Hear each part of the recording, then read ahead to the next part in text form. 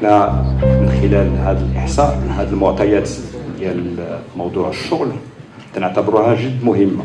Parmi les nouveautés de ce recensement RGPH 2024, nous avons l'utilisation intensive des technologies de l'information qui a permis d'une part la disponibilité des résultats dans un laps de temps relativement court, de quelques semaines au lieu de quelques mois auparavant, mais aussi que ces résultats puissent être disponibles sous une forme très facile d'utilisation et accessible à tous, que ce soit à travers des cartes interactives ou que ce soit à travers des tableaux qui peuvent être exploités par tous à partir d'aujourd'hui au niveau du site du HCP.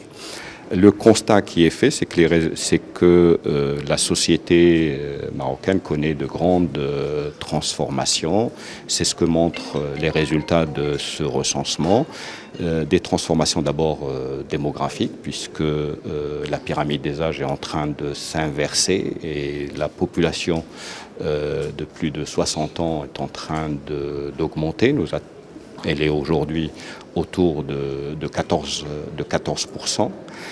Nous constatons aussi une baisse de la natalité, puisque le taux de nombre d'enfants par femme est passé sous le seuil de 2 enfants par femme, alors que le taux de renouvellement de la population supposerait qu'il y ait plus de 2,1 enfants par femme, avec une réduction de la taille des ménages, puisqu'aujourd'hui c'est moins de 4 personnes par ménage en moyenne, bien sûr avec des différences importantes entre le monde rural et le monde urbain. Nous constatons aussi une augmentation du taux d'urbanisation, on atteint presque 303%. Les indicateurs en matière de capital humain s'améliorent en matière de scolarisation et en matière de des couvertures sanitaires, mais il n'en demeure pas moins qu'il y a encore de nombreux défis qui sont présents, des défis liés à des disparités régionales ou des disparités sociales au niveau de ces indicateurs.